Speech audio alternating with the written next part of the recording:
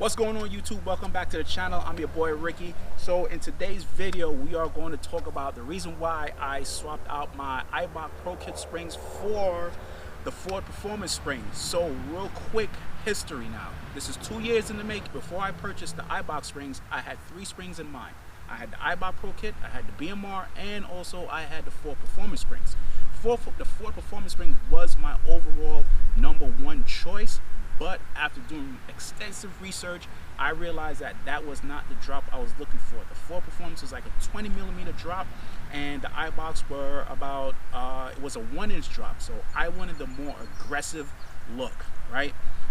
Now, all the feedback and reviews that I've seen online, Ford Performance was the spring to go with. The iBox was, if you want that aggressive look, and you want to sacrifice ride quality, be my guest, right? So I decided to sacrifice a little bit of ride quality to get that look and that stance that I wanted, that mean, aggressive look. You see how the car look. I'm gonna put a quick video of it right now. So after installing the iBox springs, car felt great. Felt a little on the bumpy side, but that was something that I had in mind, and I also knew that I was going to sacrifice that, right? But how long can you live with that? You love the look, you love the aggressive stance, but how long can you live with that, right? I lived with it for 2 years, a year and a half of ownership with those springs. I noticed the car started to hop even more, right? It was hopping a little bit when I first installed it, but after a while, everything's broken in, everything is, where it's supposed to be, and I felt like the car was just hopping a little bit too much for me. On smooth road, the car was perfect, but I live in New York. All the roads ain't perfect, man. So after noticing, the springs is hopping around, I really didn't want to get rid of those springs, but I know I had to. So long story short, went ahead and I bought the I bought the Ford Performance springs.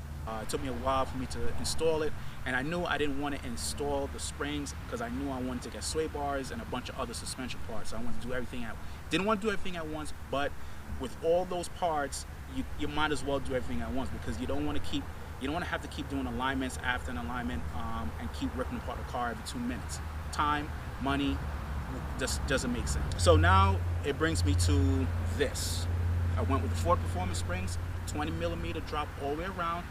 Didn't really care for the drop until I put it on the car. I felt the car didn't look as bad as I thought it would. So let's take a look at the car right now. This is with the Ford Performance springs installed. All right, guys, so I'm trying to get the best angle so you guys can see what the car looks like with the Ford Performance. All right, so Ford Performance springs, and these are a lower profile tires. So the stock tires are 35, these are 30, so it's a little bit lower than the stock tires. I want everyone to see this so they could get an idea of how the car looks with the Ford Performance springs. You see the drop on it, right? It's going a little bit closer. See that? Fit about 2 fingers. Full 2 fingers. Alright. You got your front shot.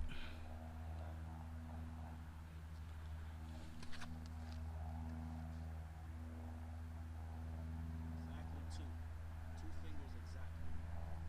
And we're on a flat surface.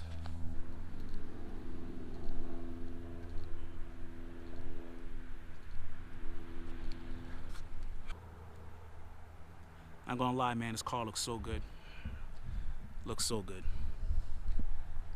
So 2 things I was looking for. I was looking for ride quality and the stance, right? I knew the car was gonna handle good because obviously the springs it's a good springs.